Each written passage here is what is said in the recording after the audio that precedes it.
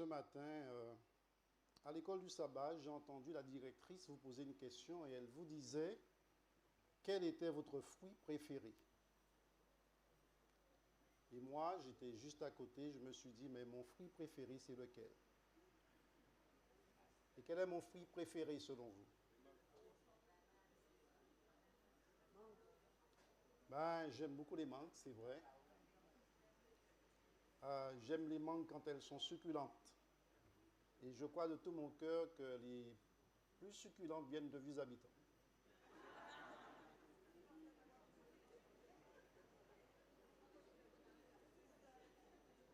Mais mon fruit préféré, c'est un fruit que vous connaissez.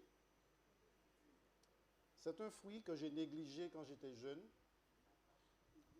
Mais quand je l'ai goûté il n'y a pas longtemps, je me suis dit, j'ai perdu beaucoup à ne pas avoir mangé ce fruit-là plus souvent. Parce qu'il y en avait plein chez moi. C'est le cachimant. C'est le cousin germain de la pomme cannelle. Mais je vous dis, c'est un délice.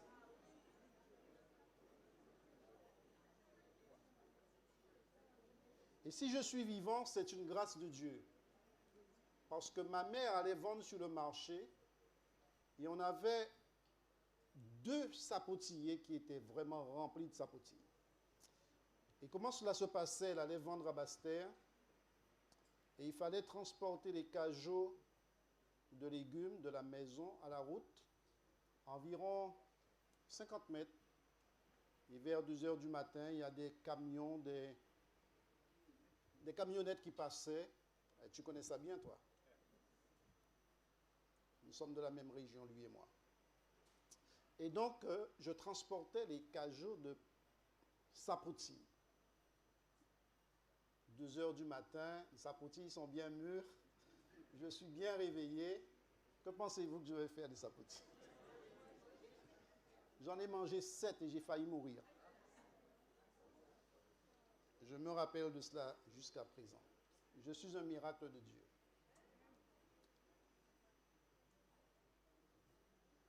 L'apôtre Paul dit, mais le fruit de l'esprit, c'est l'amour, la joie, la paix, la patience, la bonté, la bénignité, la fidélité, la douceur, la tempérance. Quel est votre fruit?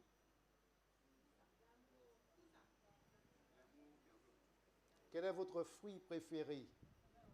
Le fruit de l'esprit, c'est l'amour, la joie, la paix, la patience, la bonté, la bénignité, la fidélité, la douceur, la tempérance. Quel est votre fruit préféré?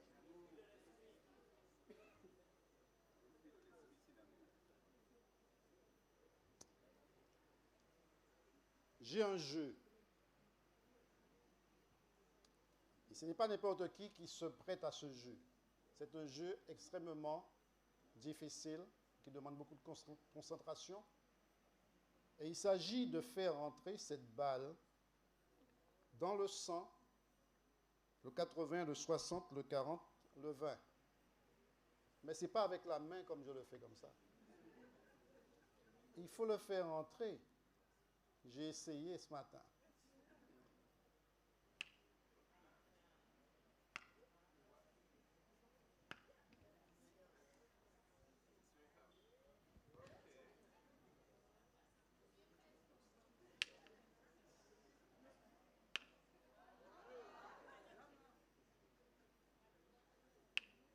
Bon, on va faire plus simple.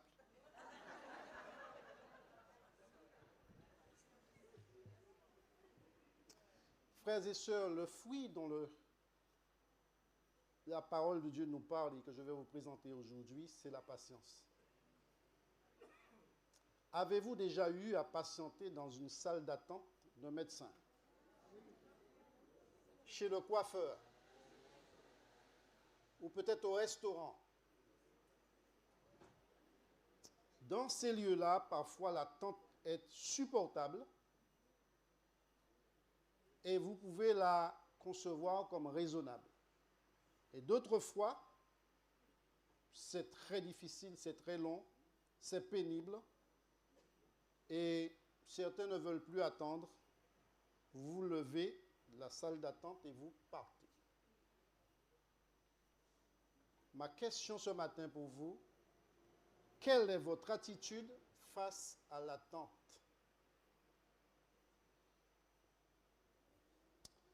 La patience, dit un auteur, est la clé qui nous permet d'ouvrir les portes de nos promesses et de nos bénédictions. Les temps de patience que nous vivons ne sont jamais sans intérêt. Il y a souvent des leçons à apprendre à être patient. Des blessures peuvent être guéries.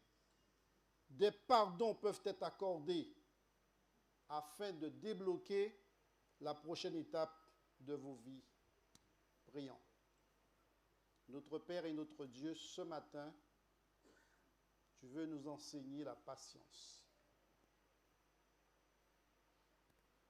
Patience qui est citée dans le fruit de l'esprit dans Galates chapitre 5, verset 22.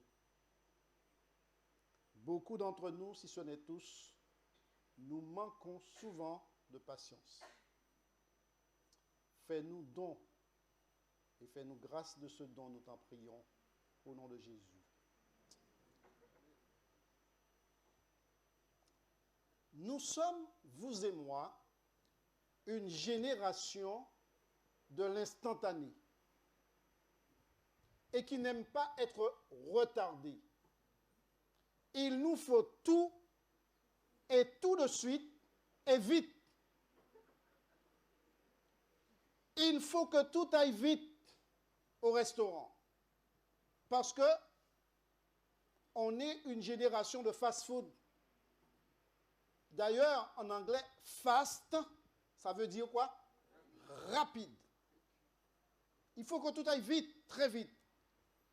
Et ce qui exaspère le plus cette génération, la génération qui vient après moi, la génération de mes fils, c'est la perte du sacro-saint signal Wi-Fi sans lequel nous sommes perdus. Nous sommes passés de la 3G à la 4G et maintenant nous sommes à la 5G et il me semble que nous sommes à la 6G, à la 7G. Ça existe? Pas encore? Enfin, qui ici ne préfère pas s'activer, faire n'importe quoi plutôt que d'attendre?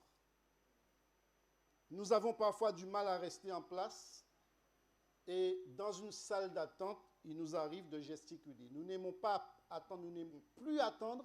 Attendre, c'est anormal aujourd'hui. Nous sommes pressés et nous sommes impatients. La plupart des enfants sont impatients. Ils ont du mal à faire la différence entre non et pas encore. Parfois, ils se mettent en colère parce qu'ils n'ont pas reçu ce qu'ils voulaient obtenir tout de suite. La maturité, frères et sœurs, le caractère en Christ inclut la capacité d'attendre, de vivre en acceptant que certaines gratifications soient retardées. C'est ainsi. Qu'est-ce que la patience? Patience vient du grec macrothumia. Macrothumio, c'est le verbe. Macro qui veut dire long et thumia qui veut dire humeur. Donc la conjugaison de ces deux mots, macrothumia, donne l'idée d'une colère qui met beaucoup de temps à se développer avant de s'exprimer. Vous avez déjà vu une colère qui prend beaucoup de temps à se développer avant de s'exprimer? Le parent dit, ma patience a des limites. Macrothumia, une colère qui prend du temps avant de se développer et de s'exprimer. La patience mentionnée dans Galates chapitre 5 est souvent appelée persévérance. Et le mot grec macrothumio signifie longanimité. Vous savez ce que c'est que la longanimité? Qui peut me donner la définition de longanimité? C'est l'adjectif qui permet de désigner une personne qui fait preuve d'une patience particulièrement étendue face à des situations douloureuses. Dieu nous donne la capacité de faire preuve de patience et de tempérance envers lui, envers les autres et envers nous-mêmes.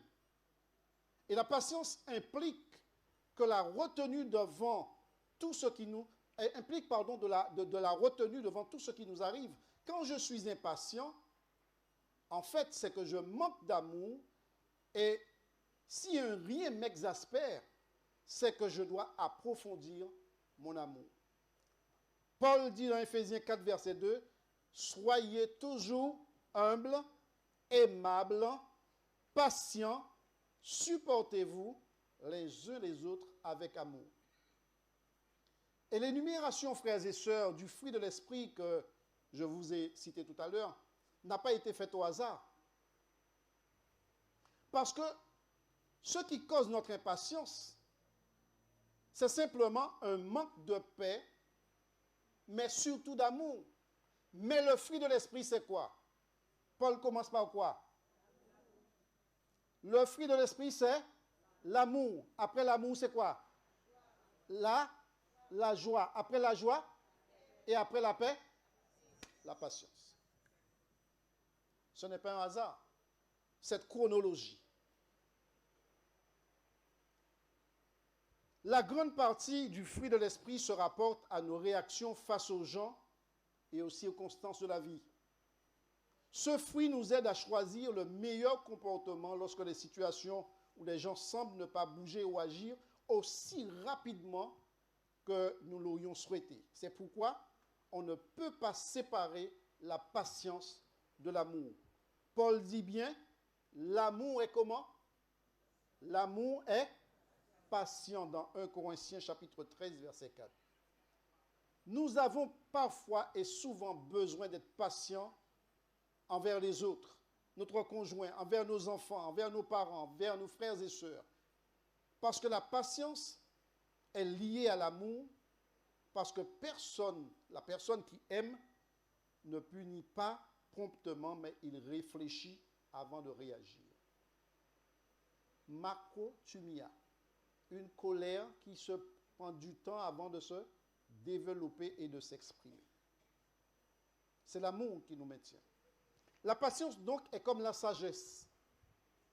Quand on est en manque, on doit demander au Seigneur la patience dans la prière. Parce qu'il y a des fois, les nerfs sont mis à rude épreuve. Mais vraiment, on sent qu'on est agacé, on sent qu'on va péter un câble, comme on dit. Mais il faut demander au Seigneur dans la prière, comme nous lui demandons de la sagesse. Parce qu'on n'acquiert pas la sagesse par simple volonté humaine. Il faut que nous apprenions à dépendre du Saint-Esprit et à le laisser agir, à le laisser faire son œuvre en nous. Et nous serons d'autant plus patients que nous serons attachés à celui qui est patient lui-même. Parce que Pierre nous rappelle quelque chose. Il nous dit, ce n'est pas que le Seigneur tarde dans l'accomplissement de sa promesse. Mais qu'est-ce qu'il fait? Dieu fait quoi? C'est vrai ça?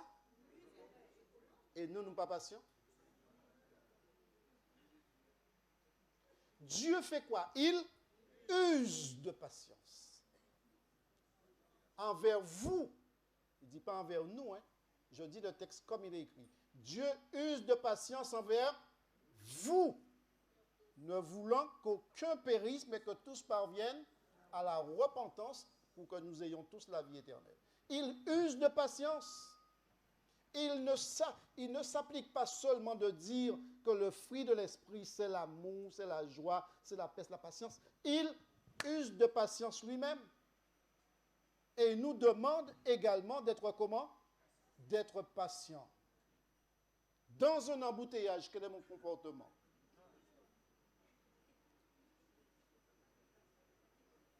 Quand chez le médecin, j'attends mon tour, je suis 12e, et que quelqu'un arrive Le médecin lui ouvre la porte, la personne entre. Une deuxième, une troisième. Quel est mon comportement face à cette injustice? Parce que c'est injuste. J'aimerais vous inviter, frères et sœurs, dans un premier temps de prière, parce que nous sommes dans les 10 jours de prière, pour demander une chose à Dieu, la patience. Vous voulez vous joindre avec moi en prière? Nous allons laisser les chantres nous introduire à ce premier temps de prière et nous prierons par groupe de 2.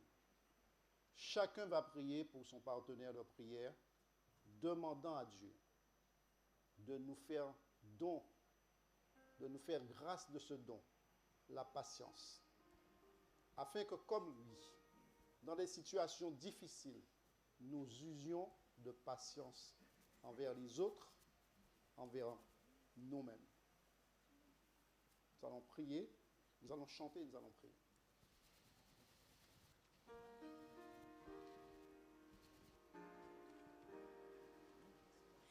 Mon cœur joyeux, plein d'espérance, s'élève à toi, mon Rédempteur. Daigne écouter avec clémence un pauvre humain, faible et pécheur. En toi seul est ma confiance, en toi seul est tout mon bonheur. C'est vers Ton ciel que dans ma course je vois aboutir tous mes pas. De ton esprit la vive source. Vous pouvez vous commencer à vous préparer avec votre partenaire et nous allons prier pour demander à Dieu une chose. Le frère Étienne nous a dit hier, il faut que nous soyons précis dans notre demande, ne pas être générique, vague, mais soyons précis. Et la précision ce matin, c'est quoi? Demander à Dieu la patience. Mettons-nous à genoux. Je suis sous ta lumière, la nuit je repose en ton sein. Au matin ton regard m'éclaire et m'ouvre facile chemin. Et chaque soir, ô mon bon Père, tu prépares mon lendemain. Une seule chose, la patience. Frères et sœurs, vous savez quoi? Il y a une phrase que nous aimons répéter, que nous disons très facile. On peut le dire maintenant. Combien de temps que vous connaissez? Combien de temps que vous connaissez? Nous sommes sur quel temps là? Non, nous sommes sur le temps de Dieu, voyons. Il y a le chronomètre, et il y a le temps de Dieu. D'accord? Nous courons après le temps. Et cette phrase, on entend souvent, le temps de l'homme n'est pas le temps de Dieu, le temps de Dieu n'est pas le temps de l'homme. C'est une phrase commune, mais pas anodine. Elle reflète énormément ce que Dieu attend de nous dans les moments les plus éprouvants de notre vie. Notre capacité à être patient réside en Dieu. Quand nous sommes dans l'attente, que nous espérons une promesse ou des jours meilleurs, tout simplement, et que la fatigue psychologique, spirituelle se fait ressentir, rappelons-nous que nos forces et nos capacités à attendre résident en Dieu et en Dieu seul. C'est Dieu qui peut nous donner la force de combattre durant des moments de doute et de faire de la patience un compagnon de route fidèle. Ouvrez vos Bibles dans Lamentation de Jérémie, chapitre 3. Je suis l'homme qui a vu la misère. sous la verge de sa fureur. Il m'a conduit, mené dans les ténèbres et non dans la lumière. Contre moi, il tourne et retourne sa main tout le jour. Il a fait dépérir ma chair et ma peau. Il a brisé mes os. Il a bâti autour de moi. Il m'a enivré de poison et de douleur. Il me fait habiter dans les ténèbres, comme ceux qui sont morts dès longtemps. Il m'a entouré de murs pour que je ne sorte pas. Il m'a donné de pesantes chaînes. J'ai beau crier et implorer du secours. Ça, c'est la prière, n'est-ce pas? Il ne laisse pas accès à ma prière. Autrement dit, je prie et il n'entend pas, il ne répond pas. Il a fermé mon chemin avec des pierres de taille. Il a détruit mes sentiers. Il a été pour moi un ours en embuscade, un lion dans un lieu caché. Il a détourné mes voies, il m'a déchiré, il m'a jeté dans la désolation, il a tendu son arc et il m'a placé comme un but pour sa flèche. Il a fait entrer dans mes reins les traits de son carquois.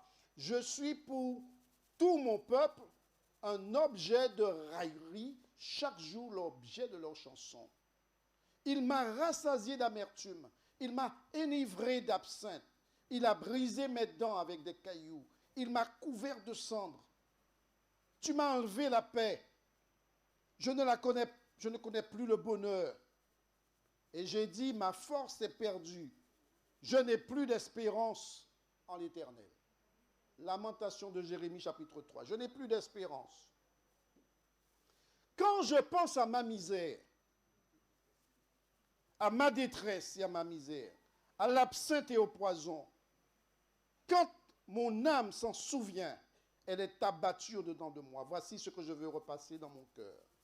Ce qui me donnera de l'espérance. Les bontés de l'Éternel ne sont pas épuisées et ses compassions ne sont pas à leur terme. Elles se renouvellent chaque matin. Oh, que ta fidélité est grande. L'Éternel est mon partage, dit mon âme. C'est pourquoi je veux espérer en lui. L'Éternel a de la bonté pour qui espère en lui, pour l'âme qui le cherche.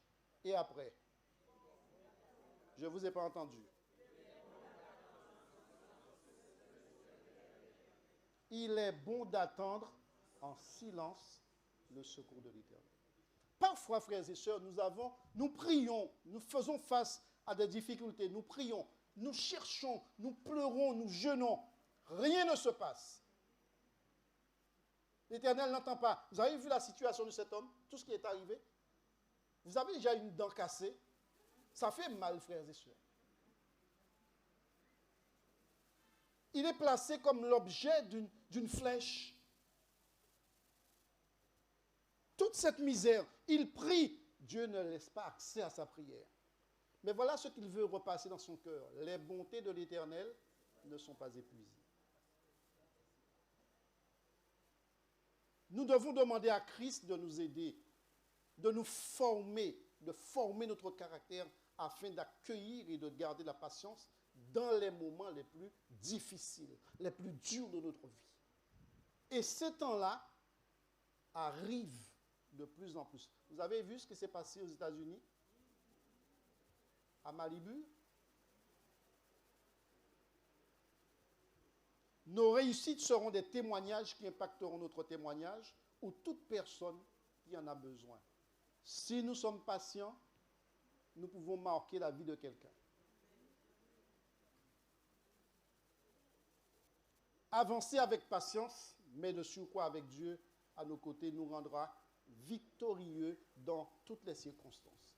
L'attente de l'accomplissement de nos promesses à travers le temps de Dieu et la patience que cela nous demande n'est ni une punition, ni une tare. Elle veut simplement dire que Dieu travaille encore sur notre dossier pour que la réalisation de cette promesse soit belle, encore plus belle, et soit une pleine bénédiction pour nous et pour nos enfants. Ce n'est pas Dieu qui nous punit parce que nous n'avons pas encore été exaucés. Ces temps, frères et sœurs, qui peuvent nous paraître longs, doivent être utilisés à bon escient dans la prière et la pratique de l'obéissance et de la persévérance. Romains chapitre 12, verset 12 dit « Réjouissez-vous dans l'espérance et soyez patients dans la détresse, persévérez dans la prière. » Amen.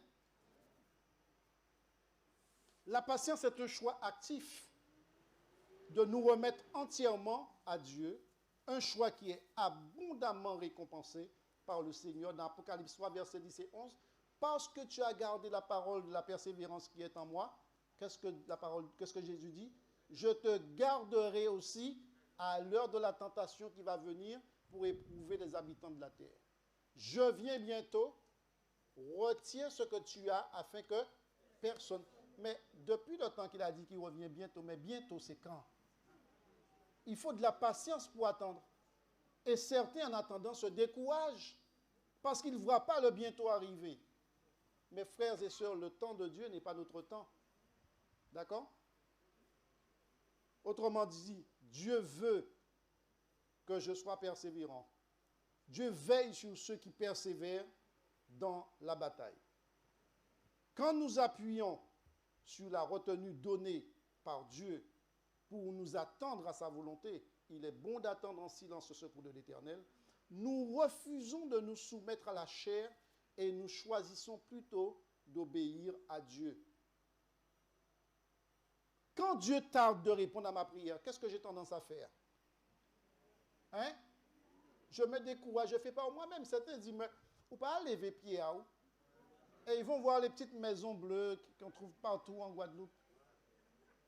Parce qu'ils ne sont pas patients. Dieu n'a pas répondu à leur prière. Vous croyez que c'est de la blague? Dans l'église, hein?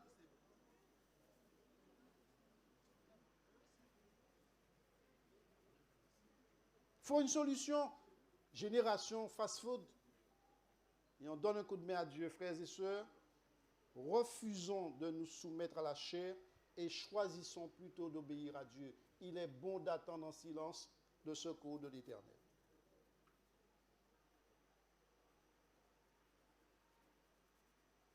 Il ne nous revient pas de savoir l'heure et la façon de la solution que Dieu nous offrira. Ce n'est pas à nous de déterminer le temps de Dieu. Est-ce qu'il prend trop de temps? Est-ce qu'il ne prend pas assez de temps? Comment il doit nous répondre? Et qu'est-ce qu'il doit nous donner comme réponse? Ce n'est pas notre job. Ce qu'il nous demande, c'est d'attendre en silence le secours qui vient de lui. Attendre est une expérience courante et tous nos frères et sœurs dans la foi ainsi que toute la création savent ce que cela signifie, attendre le Seigneur parce que cela fait longtemps que vous et moi, nous l'attendons. Parfois, il est très difficile d'être patient. Quand nous présentons à maintes reprises nos soucis au Seigneur, nous nous lassons parfois d'attendre. Nous avons le sentiment qu'il ne nous écoute pas. Et souvent, nous voulons prendre la situation en main et faire comme bon nous semble. Mais sachant que la patience fait partie du fruit de l'esprit, confessons notre désir de diriger nous-mêmes notre vie.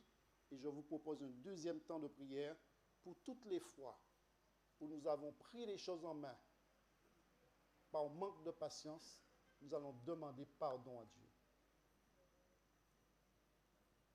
Parce que toutes les fois où nous avons fait les choses de nous-mêmes, nous avons échoué. Alors que Dieu n'attendait que de nous répondre. Mais quelqu'un dit, mais quelqu'un fait là. Mais qu'est-ce qu'il est en train de faire? Qu'est-ce qu'il est en train de faire? Et il nous voit échouer parce qu'on a manqué de patience. Frères et sœurs, la patience fait partie du fruit de l'esprit. Je vous invite à ce temps, deuxième temps de prière. Confessons notre désir de diriger nous-mêmes notre vie. Quand la tentation vient pour que nous puissions prendre la main sur Dieu, demandons à l'Esprit de prendre le contrôle de nos vies. Nous allons chanter une strophe de ce chant parce que le temps presse. Près de Jésus. Près de Jésus, je trouve un sûr asile et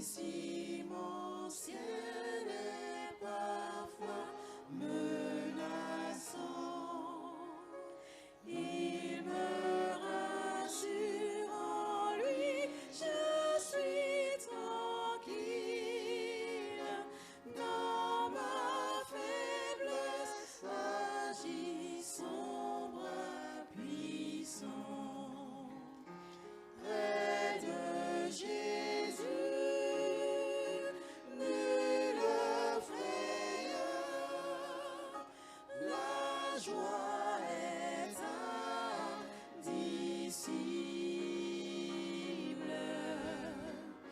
Près de Jésus, je suis vainqueur.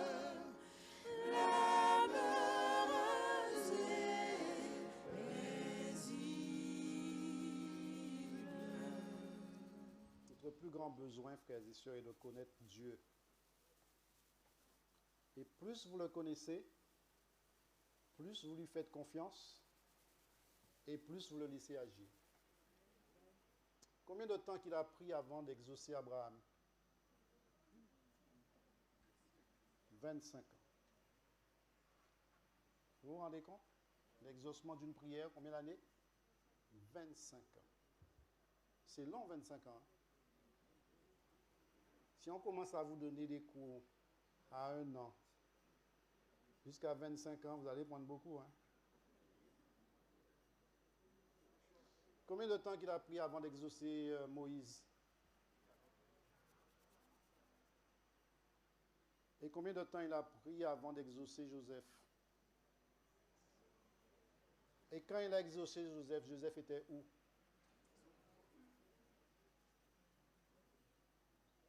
Vous auriez aimé vous retrouver en prison pour voir l'exaucement de vos prières? Quand on connaît Dieu, on lui fait confiance et qu'est-ce qu'on fait? On le laisse agir. Ceux qui ne laissent pas Dieu agir, c'est ceux qui ne font pas confiance à Dieu et ceux qui ne connaissent pas Dieu. Bien que l'attente mette à l'épreuve notre patience, la Bible dit que l'une des caractéristiques du peuple de Dieu, c'est la patience. Il en va de même pour la prière. Souvent, nous devons attendre la réponse. Madame White dit dans Message à la jeunesse à la page 250, et je termine là-dessus, toute prière sincère recevra une réponse. Amen. Il se peut qu'elle ne vienne pas exactement comme vous le désirez ou au moment où vous la cherchez, mais elle viendra de la manière et au moment qui répondront le mieux à votre besoin. Alléluia. Les prières que vous faites dans la solitude, dans la fatigue, dans l'épreuve, Dieu les exauce. Pas toujours selon vos attentes, mais toujours pour votre bien. Lorsque nous nous humilions et que nous présentons notre besoin de manière claire et précise, en reconnaissant notre totale dépendance à l'égard de Dieu, il nous répond. Cependant, nous devons souvent attendre. Hier soir, Étienne nous a présenté Bartimée, fils de Timée, aveugle. Il voit Jésus et dit, « Jésus, fils de David, aie pitié de moi. » Est-ce qu'il fait une demande à Dieu? Oui. Quelle est sa demande? D'avoir pitié de lui. Et est-ce que Jésus l'a exaucé? Non. Jésus lui a posé une question.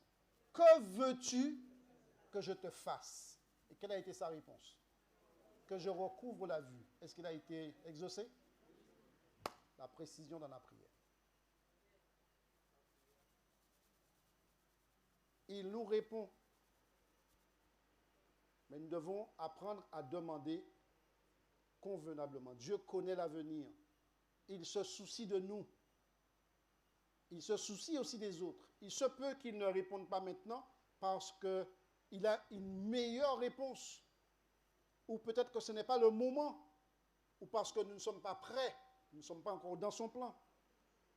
Il peut avoir une réponse différente qui répond à d'autres besoins, des choses auxquelles vous ne pensez pas.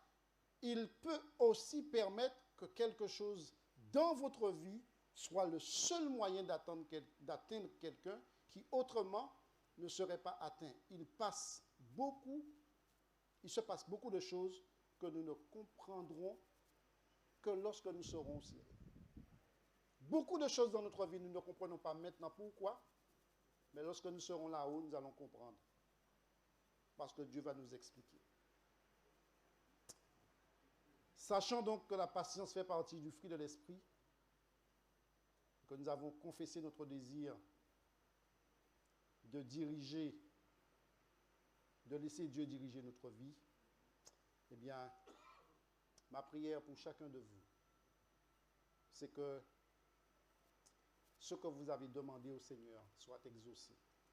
Que nous ne nous laissions pas tenter de diriger nous-mêmes notre vie, parce que nous ne voyons pas la réponse arriver, mais que nous laissions Dieu diriger, parce que la réponse viendra. Elle viendra sûrement. Que Dieu nous garde et que nous bénisse.